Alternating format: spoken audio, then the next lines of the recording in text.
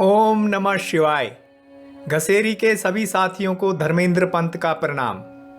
दोस्तों, आज हम आपको सुनाएंगे पंच केदार से जुड़ी पौराणिक कथा। महाभारत के युद्ध में हजारों लोग मारे गए थे। पांडवों ने अपने सगे संबंधियों को ही नहीं, गुरु का वध भी किया था।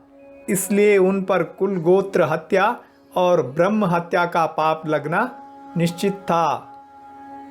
इस पाप से उन्हें केवल भगवान शंकर ही बचा सकते थे। इसलिए महर्षि व्यास के सुझाव पर पांचों पांडव युधिष्ठिर, भीम, अर्जुन, नकुल और सहदेव तथा द्रौपदी भगवान शंकर के दर्शन करने के लिए काशी गए। लेकिन भगवान शंकर युद्ध में हजारों लोगों की मौत और इस दौरान किए गए छल कपट से पांडवों से नाराज थे। उन्होंने पांडवों को दर्शन नहीं दिए और हिमालय में आ गए। पांडव भी उनकी खोज में देवभूमि गढ़वाल पहुंच गए। भगवान शिव ने नंदी यानी बैल का रूप रख दिया और गाय बैलों के झुंड में शामिल हो गए। कुछ कथाओं में यह भी कहा जाता है कि भगवान शिव ने महिष यानी भैंसे का रूप रखा था। जब पांडवों को भगवान शिव के दर्शन नहीं हुए तो युधिष्ठिर ने अपने छोटे भाई भीम को महादेव को खोजने के लिए कहा। भीम ने विशाल रूप रखा और गुप्त काशी में 2 पर्वतों पर टांगे फैलाकर भोले शंकर को ढूंढने लगे।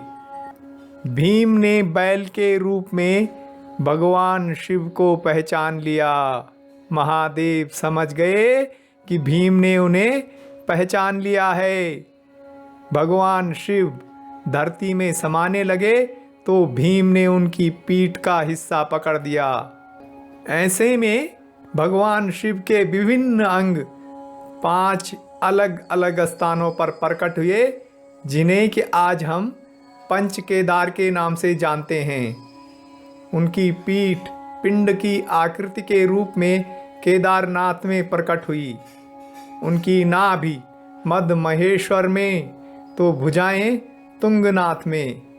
भगवान शिव का मुख रुद्रनाथ में और जटा कल्पेश्वर में प्रकट हुई।